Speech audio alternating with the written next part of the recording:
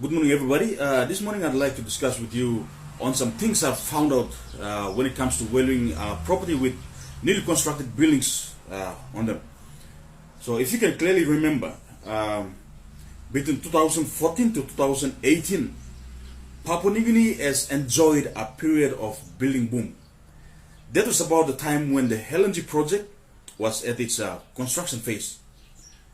And we have witnessed a boom in the building industry, especially in Port Moresby, in Lae, and in Mount Hagen. So during those times, there were three groups of people who were the main driving forces behind that building boom and the boom in the property industry. And those people were the property developers. These people are the people who build, who purchase land, who build properties on them or improvements on them, and then they sell them away. And then the next groups of people we have are the purchasers, the people who don't build but who come along and they buy from the property developers the finished product. And then we have the third kind of people. These are the people, these are the property investors.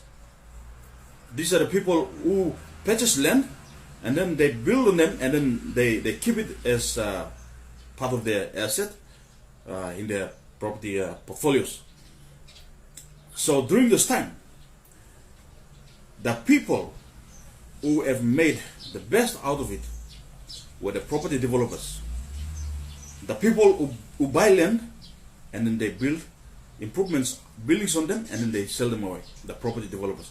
And these people really took advantage of somewhat, I should say, the ignorances of the purchasers, the people who comes along and then they buy their finished product. Because most of the purchasers during those time, they had money.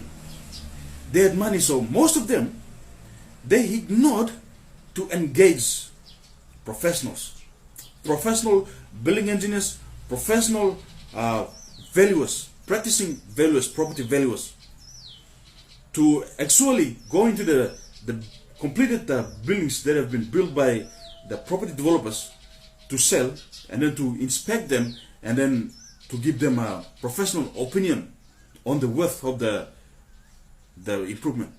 So they just came with their money, they went ahead and they purchased. And you know what? The property developers, they made a fortune out of these people during those time. And I was a witness. So I'm going to share with you an experience. So most of the property developers, what they did was, they built so many buildings and houses, especially residential buildings, in Port Moresby and in Lae. And what happened was they got cheap designs, they purchased cheap building materials from overseas, they built the buildings, the residential improvements, and they made it look very nice from outside.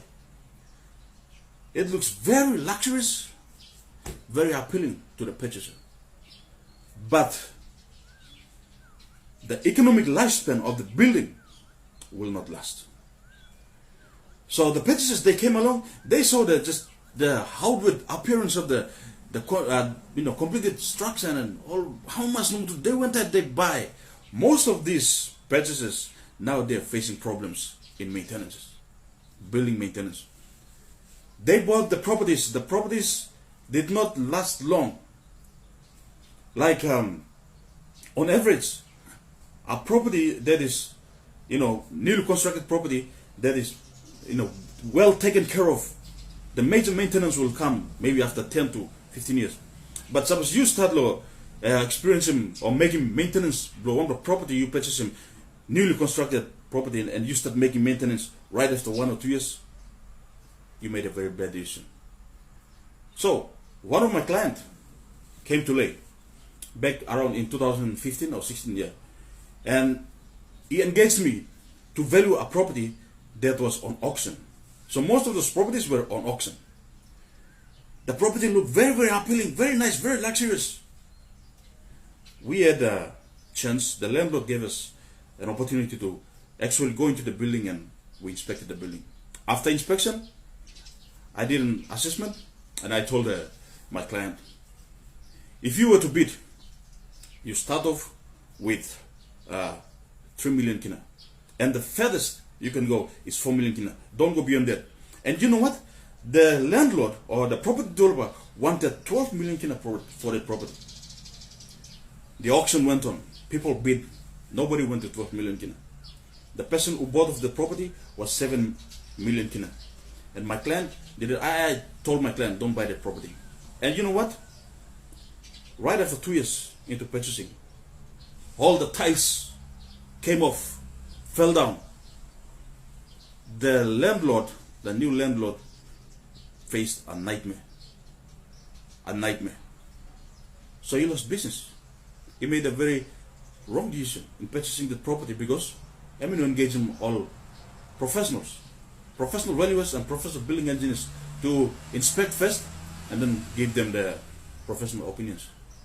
So my advice to you, if you are one of the people who wants to bid for a property that is on auction, before you go for the bid in the auction, you engage a valuer to have a physical inspection of the property and then give you an opinion, a professional opinion, and you based on that value, you can make that value become, the ceiling or the floor of your bid, depending on on your budget, and then you stay within that range that the valuer gives you. Otherwise, you will be like the other person that now will be facing nightmare here in Leh, and I'm seeing it. I'm smiling. My client made a very good decision. So my client also is, whenever he comes around Leh, he sees the property, I'm sure give him thumbs up to me. So we at Yal-Iingu Valuers, we are available. If you need our services, you can reach out to us on the contacts that is shown on the screen right now, the phone number or the email address. We'll be happy to assist you in all property valuation matters. Thank you very much, and you have a top day. Cheers.